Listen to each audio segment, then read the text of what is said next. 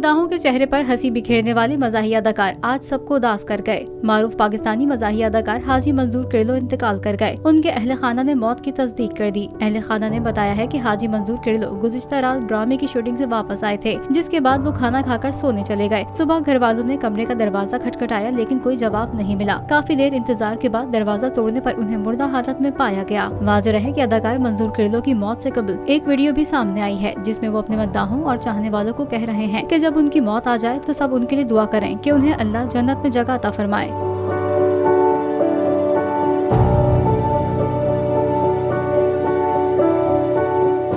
अदलो इंसाफ की बात सब करते हैं, पर हकीकत में सच के साथ निडर होके खड़े रहने की जुर्रत नजर नहीं आती।